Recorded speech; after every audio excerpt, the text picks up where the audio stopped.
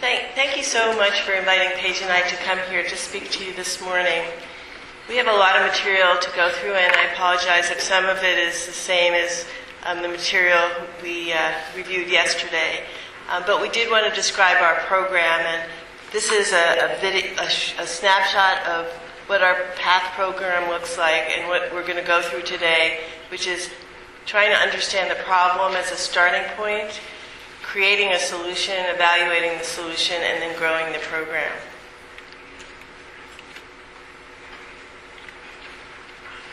So, in terms of our conflicts of interest, our main conflict of interest is that we're the developers of the PATH program, and that program has structured clinical models to care for the frail elderly, team training, assessment tools, and clinical practice guides.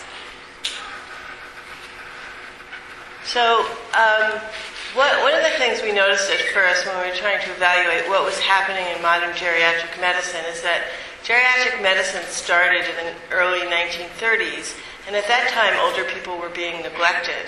And Marjorie Warren, among others, came to realize that you could actually make those people better through very simple things, optimizing health, physical therapy, equipment, and so began the discipline of geriatric medicine. And so comparing 1935 to where we are now, yikes.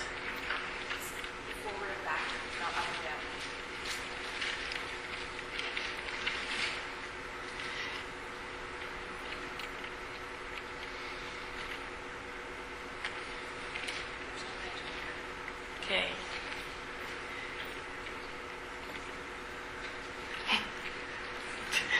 Oh, this is like a ride on a bad roller coaster. Anyway, so where we are now in terms of understanding this problem, we're really good in terms of geriatric medicine at providing curative and rehabilitative therapies, but we're less good at knowing how to deal with people who are actually not going to benefit from those restorative therapies. And when we started looking at what is the methodology of dealing with people who are at the end of life because of frailty, we realized that there was no consensus approach. And so we wanted to see if we could develop an approach of our own. And the first thing that we want to communicate is the meaning of frailty and what is frailty and why frailty really should be at the forefront of what we're doing in geriatric medicine, because frailty really tells us who will benefit from restorative therapies and who won't benefit and should avoid interventions that could be risky, and what recovery will look like and what the expected course of illness will look like in the future. And so, knowing all of this, we can then place frailty at the forefront of decision making. And if we're going to do that, certainly it would begin with identifying frailty as the first step. So we're all aware of this problem, and we speak about it a lot, and basically this says that we have 4 million older Canadians now, and in a short time, by 2041, we will have 10 million older people. And so this is what people are trying to grapple with. But what about this story? And we're going to just show you the short video and show you that maybe we don't have a consensus language that could help us really manage this problem, that we're not all imaging the same thing when we talk about frailty and issues associated with frailty. What about your father? My father was Hugo.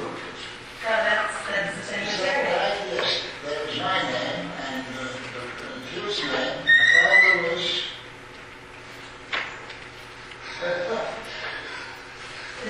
Are those your parents there? Yeah, I got all the things you need here. That's my father. And what was his name? My father was born as... Well, it says it right there. Yeah, right against me. It says... There's your mother is Lily and your father is Fred.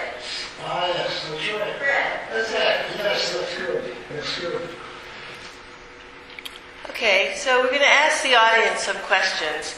And the first question is, and just raise your hand, is Mr. Gauntlet frail? So how many people would say, yes, he's frail? And how many people would say, no, he's not frail?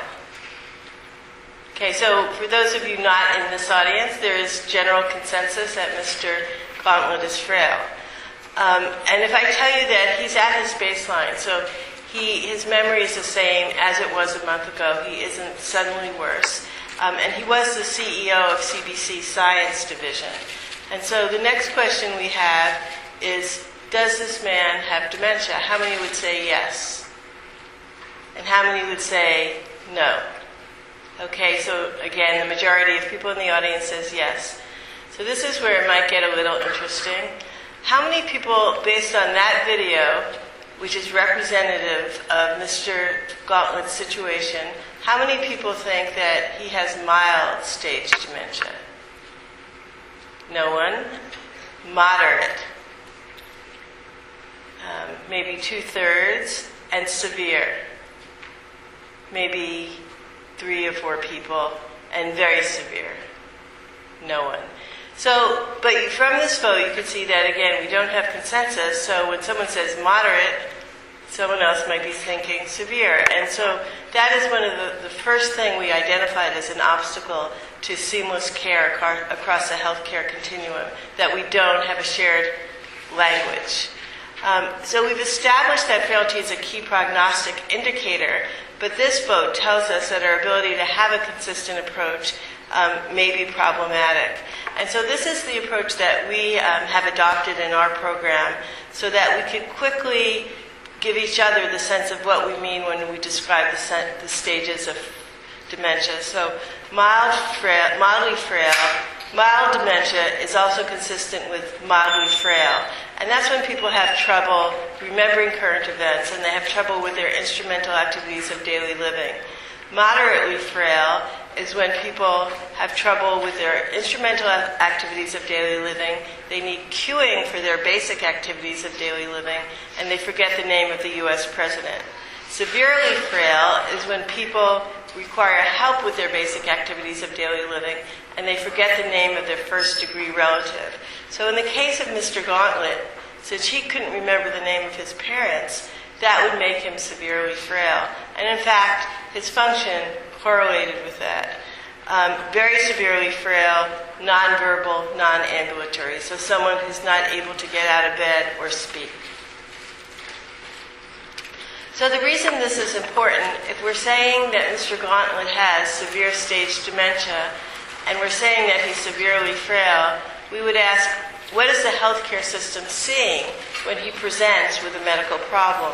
And so Mr. Gauntlet's story is that he's 85 years old.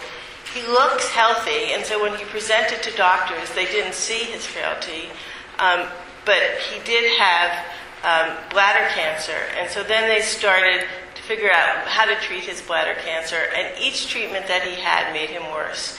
He went under general anesthesia. There was a stepwise decline. Again, general anesthesia, another stepwise decline. And then he had chemotherapy ongoing, and with that there was a dramatic decline. And the problem was that his underlying health issues weren't considered. And that's common, that dementia is unrecognized. And if you look at the literature, between 28 to 75% of the time, family physicians fail to recognize dementia. So how do we use the details of frailty? Well, for one thing, consider capacity. So Mr. Gauntlet was actually directing his own care. He was making his own medical decisions. And that, too, is not unusual. We find that 58% of the time, incapacity is misidentified. And then consider the treatment outcomes. And so Mr. Gauntlet, because he was frail, he actually never had any health issues related from his bladder cancer. In fact, he died from his frailty. 1 year later, after this video was made, when he was even more confused and falling, he fell, fractured his hip, and then he passed away. Do you want to take over here?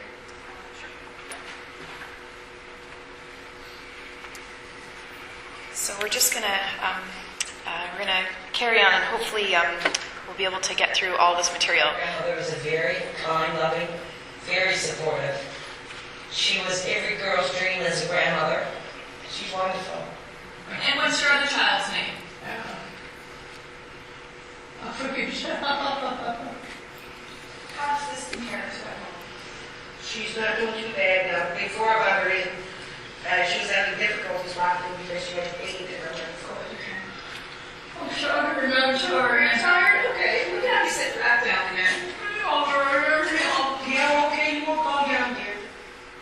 So this is a video of Mary Matthews, and Mary Matthews will be familiar to many of you because her list of medical comorbidities is quite common. She's an 88-year-old woman with dementia, anemia, coronary artery disease, chronic kidney disease, COPD, diabetes, peripheral vascular disease, and that was the reason that she was in hospital, and weight loss. And so she's a pretty typical patient that we would encounter in geriatric medicine. And I think her case really demonstrates how in the current model of care delivery, we tend to parse out each of Mary's issues, and there's a separate assessment and a separate set of recommendations that may result from each of her issues. And this has real implications for how care is delivered. So this impacts how long it takes to develop a care plan for Mary Matthews, but also how well that care plan really serves her in terms of her prognosis and her outcomes. So this is just a little schematic that we designed to help show some of the chaos that we create when we explode the complexity of frailty. And in particular, I just want to draw your attention to the inpatient team, but this could be replicated in the outpatient team. So I think in team-based care in geriatric medicine, we have an enormous opportunity because we have many different individuals with different areas of expertise. But what can be missing from team-based care is the shared knowledge and the shared language. And sometimes when we don't have that, we can end up with very segmented care and often a narrow focus to decision making. And on the in the medical world, this also leads to indiscriminate application of clinical practice guidelines. So you can see here the schematic of the team, and here's Mary in the middle, and we've sort of put her family out to the side here because I think sometimes, even in frailty, we tend to focus a lot of our attention on the patient, but less attention sometimes on the caregiver. And this Mary Matthews video is one that we use in our training program to understand how teams would approach her care. And so here's a series of recommendations that might result from the initial assessment. And we asked geriatric teams, what kinds of different interventions they would recommend for Mary Matthews. And in the teams that we've done training with, 60% of the participants recommend 4 consults, and the other 40% recommend 3 different consults. And it's interesting when you contextualize Mary's story, and we haven't been able to show all of it today, but it's quite clear that she's severely frail, and in fact she's in the last chapter of her life. So sometimes we focus, I think, on trying to ameliorate individual problems, but we miss the big picture of health. So we've talked a little bit about the prognostic importance of frailty, but I just want to make sure we're all on the same page about what we mean when we talk about frailty. And there's a number of different ways to define it. I don't think we need to get mired in the definition. But just to say that when we are speaking of clinical frailty, what we mean is that people have accumulated enough health issues that it's starting to interfere with their day-to-day function. So this could be their function, their mobility, their cognition. And Lori showed a slide that indicates the stages of dementia correlate with the stages of frailty, but you could be severely frail and be cognitively intact as well. So I just want to make sure that point is across. So the interesting thing about frailty, I think, as it presents in the individual patient is this sort of cycle of frailty. And so when people are frail, they have a number of multiple health issues. What's certain is that they will have what we call an acute health crisis. So this could be a new health issue that crops up, like a pneumonia, or a worsening of one of their many existing health issues.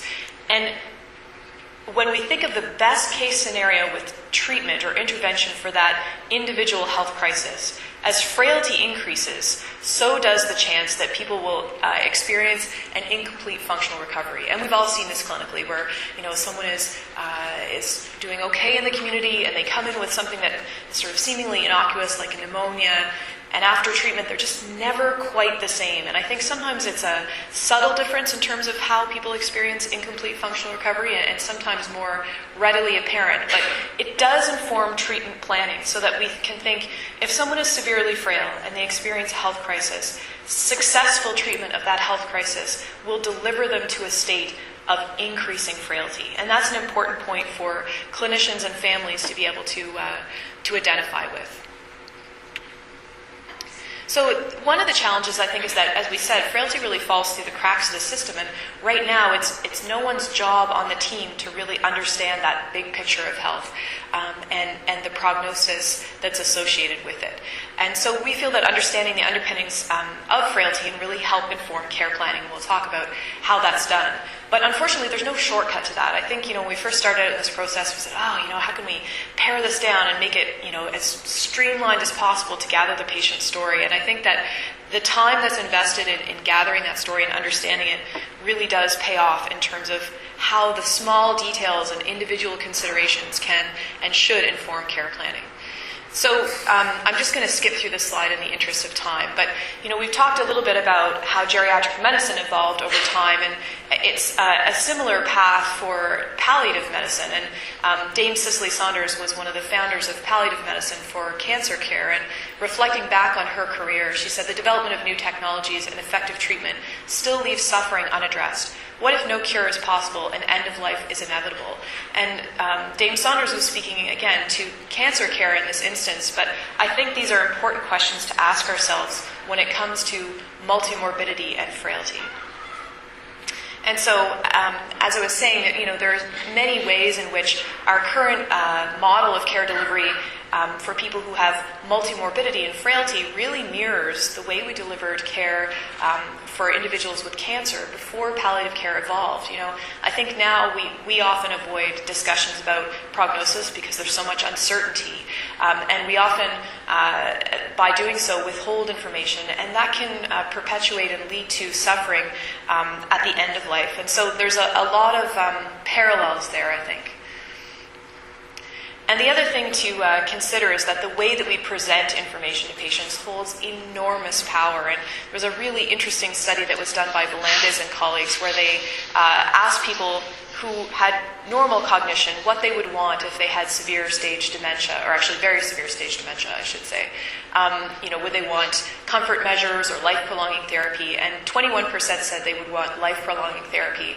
And then the group showed them a video which shows an individual with very severe stage dementia with her two daughters in a long-term care facility. And it's a very respectful but also very graphic video. And I think many people even find that hard to watch.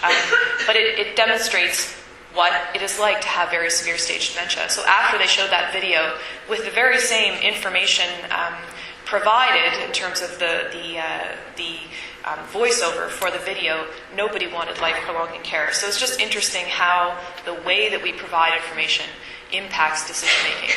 And the other thing to consider, as we said, we've come a long way in terms of cancer care and palliative care models, but we have a long way to go for people who have non-cancer illness, especially multiple illnesses. So this was a study where they asked physicians to identify individuals who they felt were likely to die over the next year, and then they asked those individuals what they knew about their prognosis. So you can see that in cancer care, 71% were aware of their prognosis, but for those with heart disease, only 19% were aware or had an understanding of their prognosis that was aligned with that of their care provider. So that's a little bit about how we've identified some of the challenges to providing optimal care in frailty. And using an understanding of those challenges, we sort of work towards how we could create a model that might address some of these challenges. So PATH stands for Palliative and Therapeutic Harmonization, and the idea here is that we would have a holistic shared understanding of health that results in a blend of treatment that's for cure and treatment for comfort. And the idea is to improve the patient and caregiver experience, appropriateness of care, and also sustainability of care. And the model, as Lori was mentioning, includes the structured clinical models for care, assessment tools, training programs, and also we've developed a series of clinical practice guidelines for frailty. In terms of how the process looks clinically with the individual patient, we've tried to provide some structure here. So this is a sort of ordered process where we first aim to understand a person's health in a very detailed way, and then we take specific time within the encounter to communicate that understanding to the patient and their second decision maker or family member. And finally, we want to build skills within that decision maker, whether it's the patient or a proxy, about how to make decisions when the next health crisis occurs. So I'm going to hand it over to Lori to tell you a little bit about the individual steps here.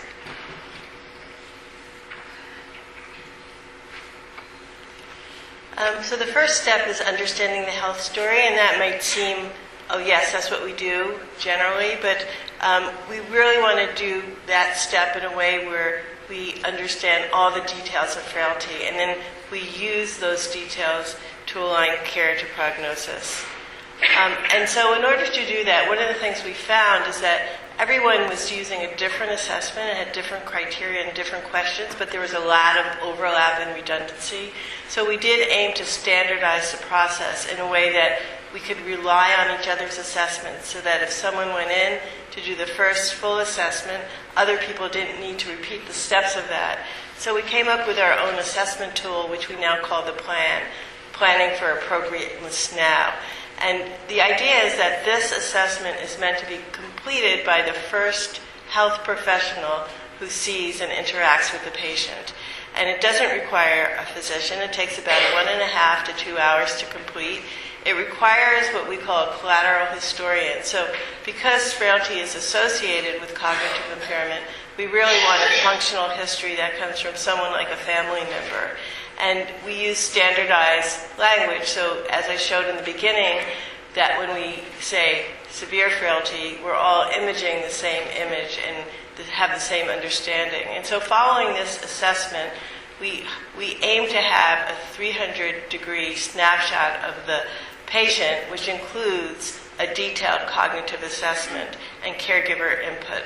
And then that information is used to navigate across a healthcare continuum. So it's exchanged among different health professionals. And so if the next health professional who comes and interacts with the patient would use the assessment that was done, and resource it would be triaged as needed.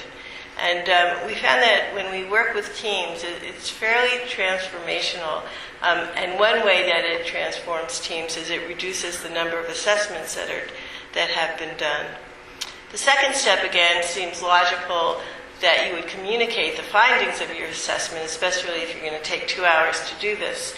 But this step is actually either done very haphazardly or not done at all. And as Paige showed you, many people don't understand the prognosis associated with frailty. So when we developed the model, we decided to do this as a separate step that had its own time and place, where we just speak with patients or speak with the family if the person had dementia.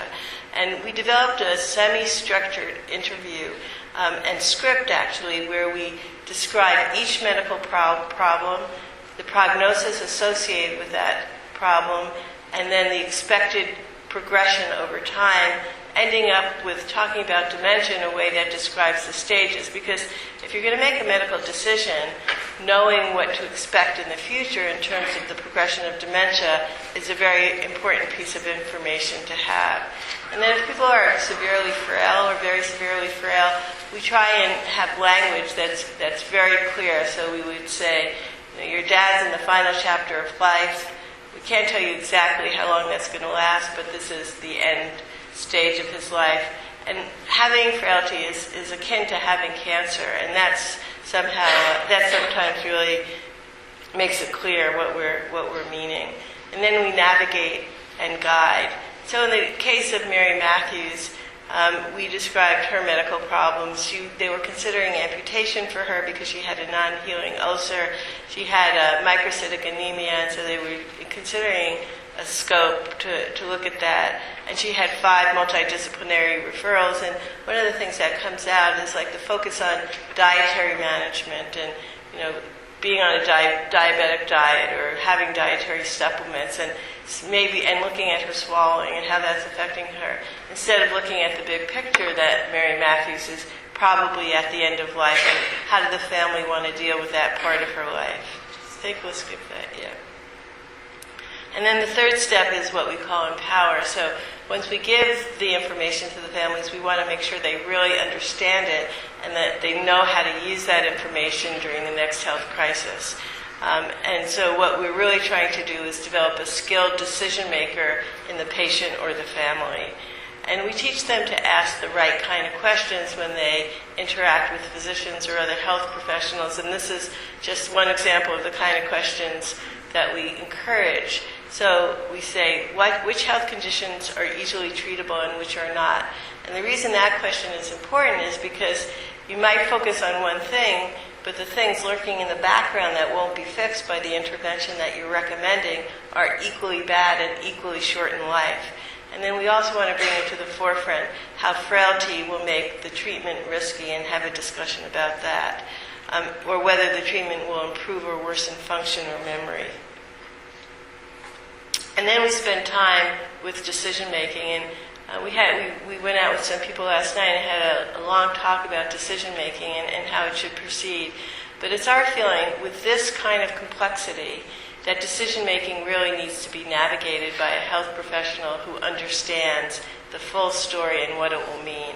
And so with families we say, okay, we're going to talk about CPR, or we're going to talk about surgery, we're going to talk about whether you want to use antibiotics. And so it's a very detailed care plan. And sometimes people are able to make these detailed decisions, other times they're not. And so we have a little tick box for unsure. But this conversation could take an hour and a half. And we do guide people, and for things like CPR, we wouldn't say, do you want CPR? But rather, if someone's severely frail, we would make a recommendation about that. And so in the case of Mr. Gauntlet, the first video that you saw, the man who couldn't remember the name of his father, he and his wife completed the PATH process. And because Mr. Gauntlet had severe stage dementia, he did not participate in the care planning step. And so his wife, for him, chose no further aggressive therapy. So no chemotherapy if that was needed, no future surgeries for any reason. And actually, her value was that my husband would never want to live to progress through these stages of dementia. And so if he does develop a pneumonia, I think that would be an opportunity for him and our family to experience a peaceful death. And so they decided against antibiotics. At some point, Mr. Gauntlet moved into assisted living and started having multiple falls, declining mobility. He didn't always recognize his wife, and he had behavioral problems, and then fell and fractured his hip and presented to the emergency department. And this is where it's interesting, because when he showed up in the emergency department, I think without this care plan, he would have gone straight to surgery to fix his fractured hip. But instead, I was called, and we talked about what would be the best treatment for him, and Mrs. Gauntlet decided that she wanted just palliative care at this point, and he didn't undergo surgery and died shortly thereafter. And so this step of empower and plan is really meaningful because it involves building a relationship of trust with the family, and it involves really knowing the patient and the family so that when you get these calls, you could help guide them and you can remember the conversations that they have. And we find that telling the truth really cements that relationship. So the next step, once we had this 3-step process, we want you to evaluate the solution.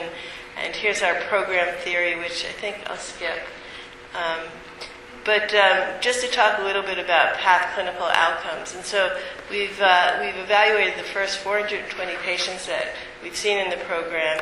Of those, 225 people needed to make a decision about surgery or some kind of procedure, and 80% of those procedures were canceled, not by us, but either by the patient or the family. And 88% of all decisions made were followed. We also have a home program, a home visit program, and so 11% of this cohort were people who were having recurrent hospital admissions, and instead we were able to take care of them at home instead of bringing them into the hospital. And we felt that we did prevent emergency department visits. And just as important, because I've emphasized the palliative part of this program, just as important is helping people who aren't severely frail figure out if they want to undergo their treatment in a way that explains the benefits that can occur from those treatments. And so we do end up talking with surgeons who have already decided, oh, this person's too frail, but what they've done is they've misidentified frailty. So we do spend time advocating for procedures that could be beneficial. And this is just a distribution of the kind of patients that we take care of. And you could see, we spend most of our time working with the vascular surgeons to make decisions about CABG and abdominal aortic aneurysms. And then, we also work with general surgery in terms of resection for cancer and those kinds of things. And when we did a multivariate analysis, we found that our decisions really did correlate with the stage of frailty or dementia, meaning that the more frail you were, or the further along you were in the progression of dementia, the least likely you were to undergo an intervention. And we also did a short survey of the participant experience, and what people said who went through this process was that they had very high satisfaction, but also that this was a process that they found that they could find nowhere else in the healthcare system, and that they were confident in the decisions that they made because they were so carefully done. It's interesting that people commonly communicated that they weren't aware that they even had a choice, that they were told that they needed surgery and they wanted to follow their doctor's recommendation, but when they told they had a choice, they sometimes felt a sense of relief. And also the ability to call someone who knew them if they needed to came up as something that was very positive. And then in terms of our team training, most people who go through this find it very empowering, that it shifts their sensibility in terms of how to understand frailty and how to plan care. And one comment was, we are finally a team, although with more individual responsibilities. And when we were going through our data, we tried to identify themes related to decision making. And the first thing that was maybe was surprising to us, but maybe shouldn't have been, was the idea that procedures were being recommended that actually weren't needed. So this would be someone who has severe aortic stenosis and is being recommended for a TAVI, but actually doesn't have any cardiac symptoms, or someone who has impaired mobility that is thought to be related to knee pain and is being recommended for a total knee replacement, but actually their pain isn't coming from their knee. And that's because many of these people with dementia, it takes time and consideration to understand their symptom burden. Number two, we went over some patients are considered frail but actually aren't. Number three, many of the patients that we saw, who we followed over 3 years, actually did well, even though they didn't undergo the proposed treatment. And then others did poorly, and a lot of times they did poorly for other reasons than those that were originally identified. Some patients and families were relieved at the possibility of palliation, and we found that responding to the health crisis is a key to a good experience for those patients. And then some families just chose unreasonable from the point of view of futile treatment, and we're trying to figure out the commonality of that. And then in terms of growing the program, what we did in Halifax when we started this, we just began. So we came up with this model. We started marketing it through grand rounds, through letters to physicians. And what we found was that there was a grassroots enthusiasm that allowed the program to perpetuate and grow quite quickly because it answered a number of needs that people had. And then since then, we've been able to demonstrate transferability in terms of bringing it to other areas, and particularly in nephrology where we work. And it was acknowledged as a leading practice by Accreditation Canada.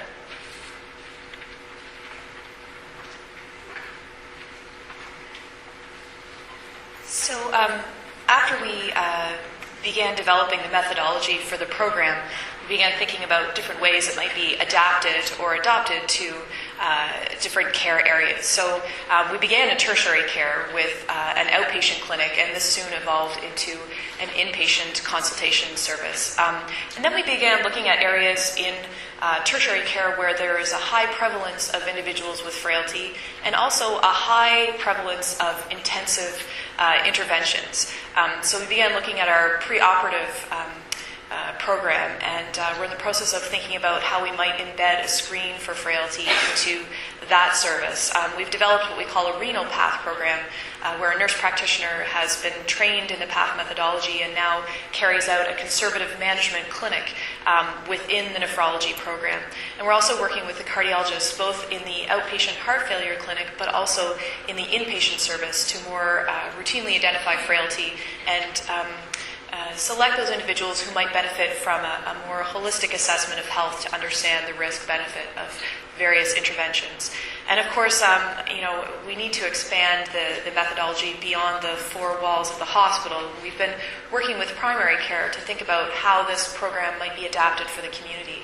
So Lori and I, as part of the outpatient service, as she mentioned, that the availability during a health crisis is a key part of how patients and families understand what we call sort of what Plan B looks like, what the non-intervention option looks like.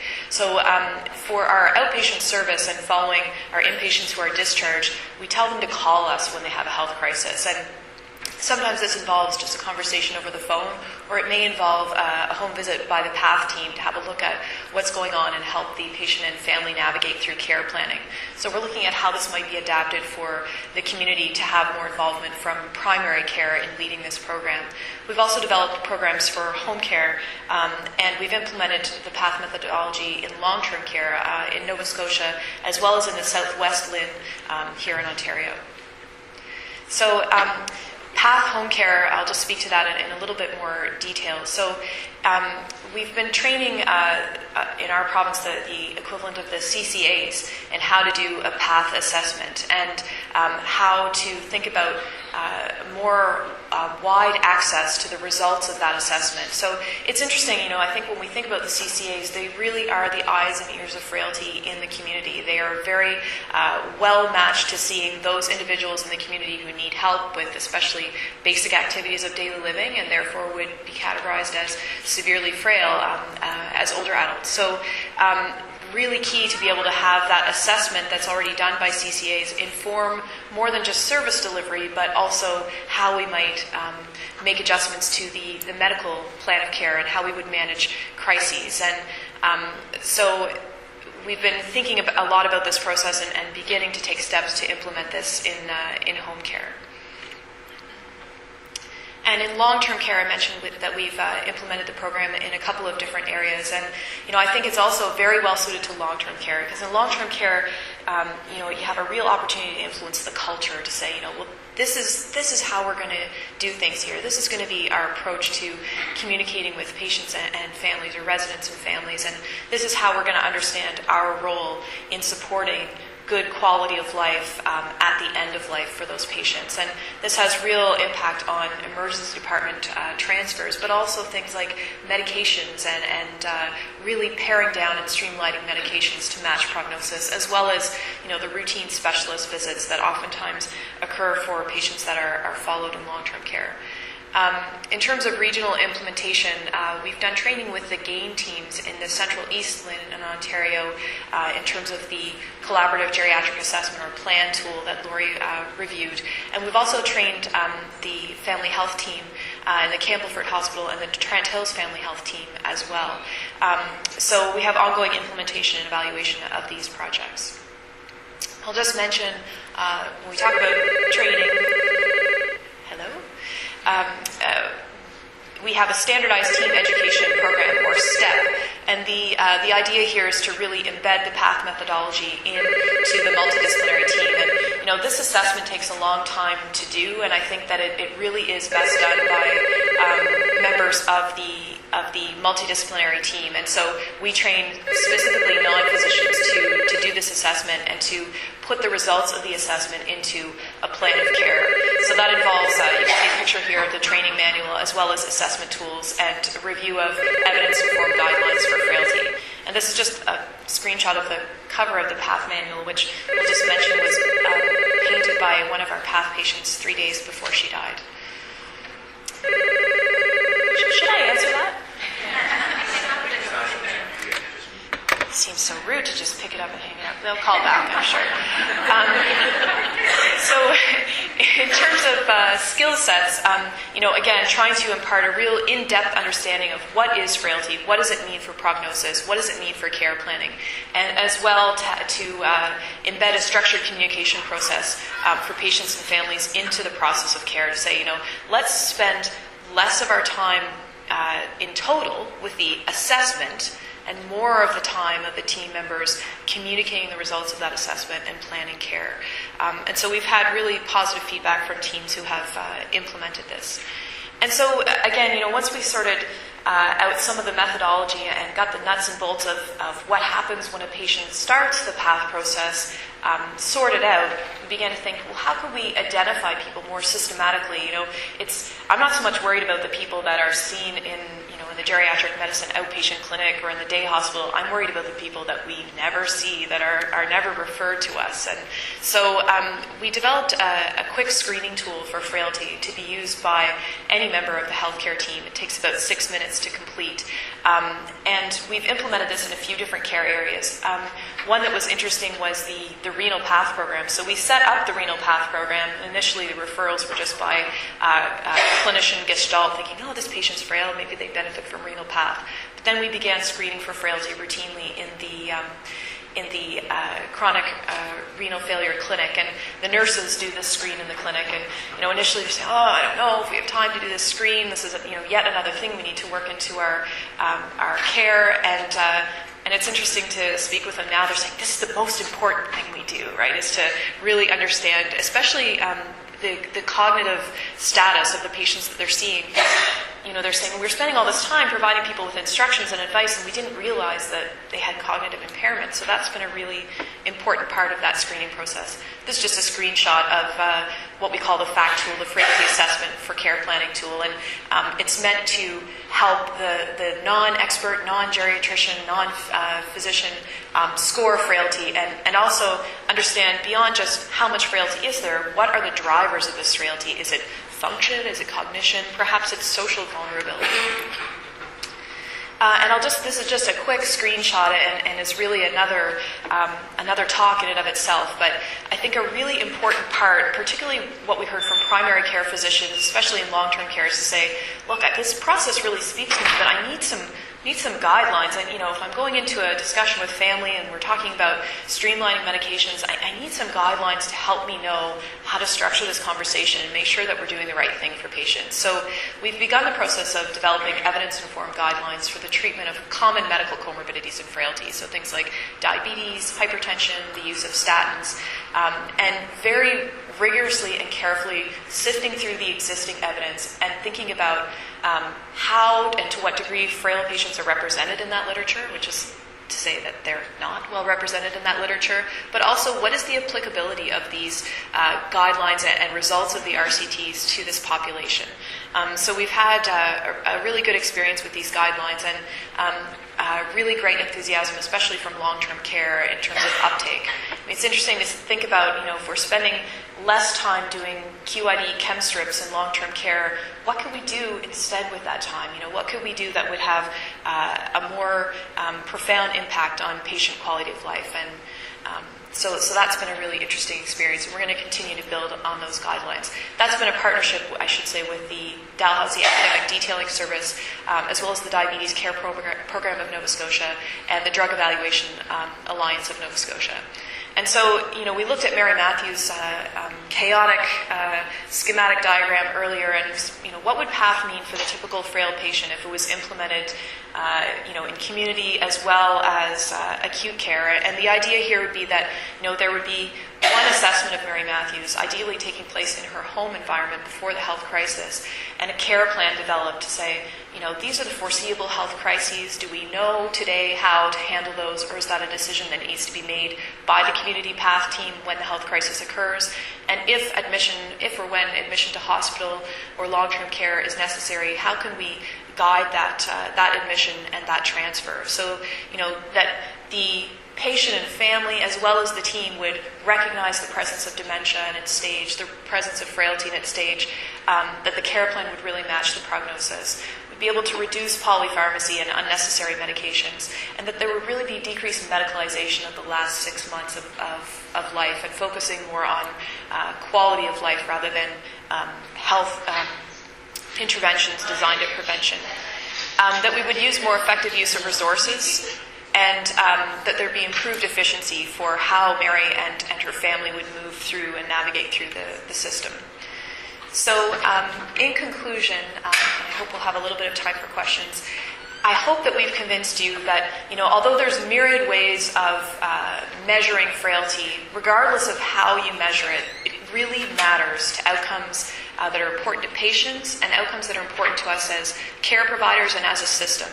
That the PATH model is one model for providing a structured, evidence-informed approach to care and care planning in older adults. That this approach, importantly, is really team-driven, and I think it's an enormous opportunity to harness the awesome power of team-based care for older adults.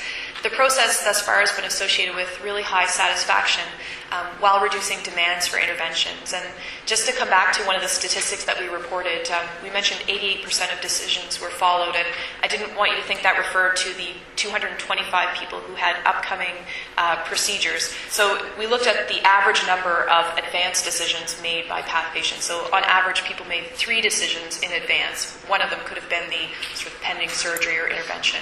And then when we looked at the outcome of those decisions over time, 88% of all decisions made were followed. And also that the model can really improve team function and collaboration. So, we're looking for leaders in your region and in your LIN to think about taking on implementation projects and how we might work together. I think there's lots of opportunity for research here, lots of opportunity for exciting evaluation projects, and some incubation of these projects in various areas of care. So thank you very much for your time today, and hopefully have a few minutes for questions.